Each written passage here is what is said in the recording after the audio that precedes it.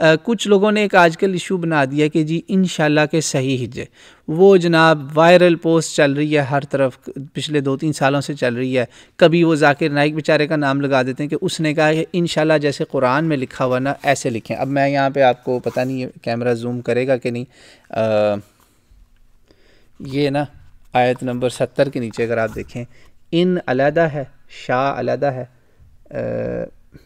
मैं कोशिश कर रहा हूँ शायद नज़र आ जाए, इन अलहदा है और शाह अलहदा है। तो अब कहते हैं इंग्लिश में भी जब आप लिखें ना तो आई एन लिखें, आई एन और स्पेस शाह, फिर अल्लाह अलहदा से 3 हिस्सों में लिख दें।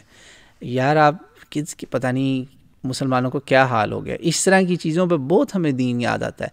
भाई अरबी में सही हिज्जे यही हैं, मगर जो उर्दू में लिखेगा, फ़ारसी में लिखेगा, उस पर कैसे पाबंदी है कि आपने इन को अलहदा लिखना है और शाह को अलहदा लिखना है।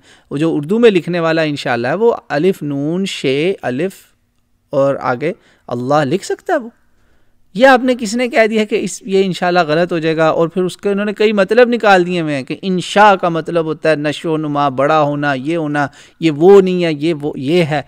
ओ भाई अगर आपकी मुराद इंशाल्लाह वही वाली है ना कि अगर अल्लाह चाहे तो आप गॉड विलिंग भी लिख देंगे तो वो ठीक है। काफिर कहते हैं गॉड विलिंग, क्रिश्चियन भी कहते हैं गॉड विलिंग, तो क्या हो गया, इसमें कौन सी क़यामत आ गई। तो हाँ दुरुस्त इमला वही है जो कुरान में है, लेकिन अरबी की वो इमला है भाई, वो उर्दू की नहीं है, फ़ारसी पश्तो की नहीं है।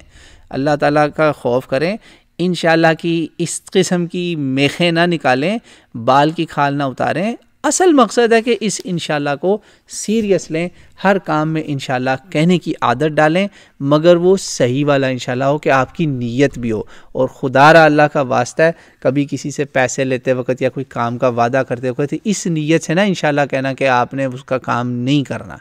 तौबा तौबा, वरना अल्लाह के नाम का एतबार इस ज़मीन से उठ जाएगा तो गुनाह किसको होगा। फिर वो जब एतबार उठेगा तो जिसने उसमें हिस्सा डाला उन लोगों को इसका गुनाह मिलेगा। नाउज़ुबिल्लाह सुम्मा नाउज़ुबिल्लाह। खुदारा इससे अल्लाह की पनाह मांगिए। जिस काम को आप नहीं करना चाहते, नबी आपके बीच में अब नहीं है, तो आप सीधा बोल दें कि यार इस वक्त मैं नहीं कर सकता, मेरे लिए दुआ कीजिएगा कि अल्लाह मुझे हिदायत दे। ये ठीक है, इंशाल्लाह अल्लाह ने चाहा अल्लाह मुझे हिदायत देगा। ये ना कीजिए किसी को हाँ पढ़े नमाज में इंशाल्लाह आ रहा हूँ, तो वो बंदा आपके लिए चाहे 1 घंटा इंतज़ार करते करते ही मर जाए। सोचें आप कितना गुनाह होगा।